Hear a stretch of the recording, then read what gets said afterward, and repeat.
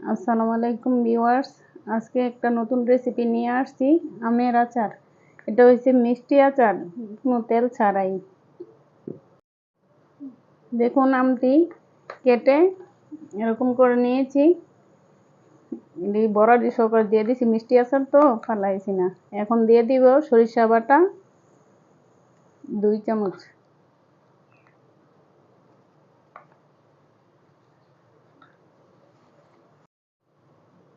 এখন দিয়ে দিব চিনি, মেজারমেন্ট কাপের হাফ কাপ চিনি দিয়ে দিব। দেখুন 1 কাপ। যেহেতু মিষ্টি আচার তাইলে 2 কাপ দিয়ে দিলাম।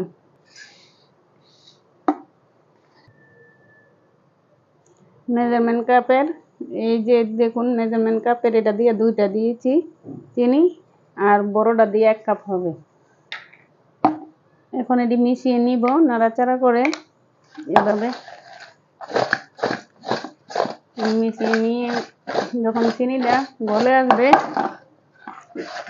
ঘন্টাখানেক রেখে দিব।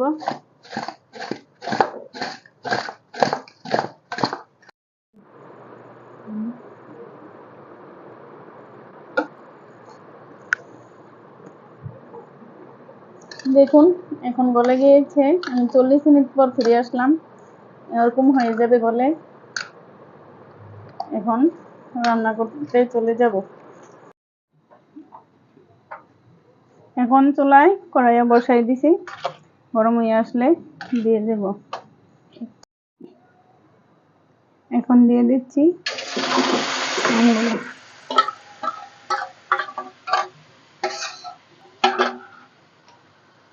চুলাটা একটু মিডিয়াম আছে রাখতে হবে, নয়তো চিনির তো শিরাটা পুড়ে যেতে পারে।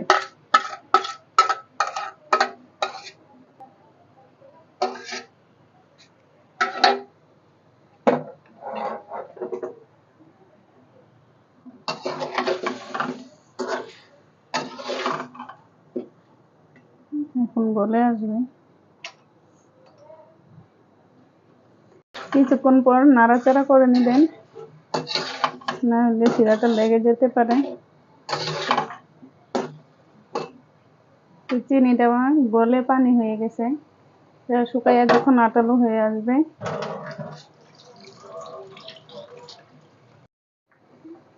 এখন দেবো স্বাদ মতো লবণ।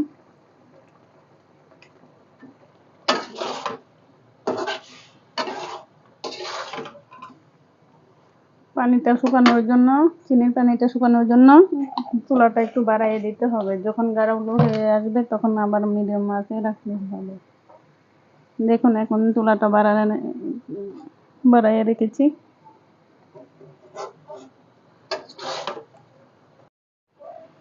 এখন দিয়ে দিব সিরকা, কারণ এটা তো আর একদিনে খেয়ে ফেলবো না, একটু সিরকা দিলে নষ্ট হবে না। 1 টেবিল চামচ সিরকা দিয়েছি, এই 2 টেবিল চামচ সিরকা দিয়ে দিয়েছি।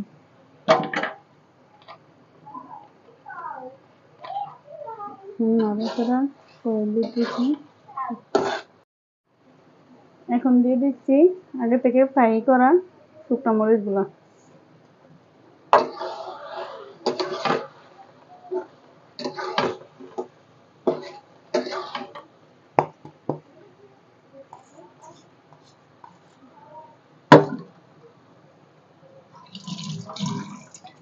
এখন জালটা একটু মিডিয়াম আঁচে করে দিচ্ছি, গাঢ় হয়ে গেছে। আমার আচারটা প্রায় হয়েই গেছে। এখন দিয়ে দেব 5 ফোড়ন গুঁড়া 2 টেবিল চামচ।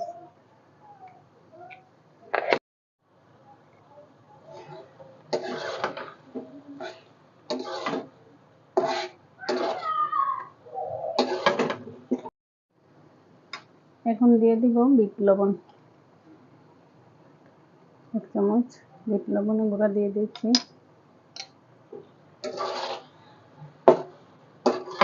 লবণ দিয়ে মিশিয়ে নেব। এখন আমার রান্না শেষ হয়ে গেছে আমের মিষ্টি আচার।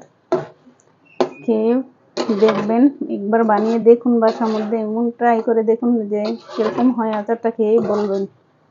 আর ভালো থাকবেন, আমার পাশে থাকবেন, আমার চ্যানেলটাকে সাবস্ক্রাইব করে রাখবেন। আল্লাহ হাফেজ।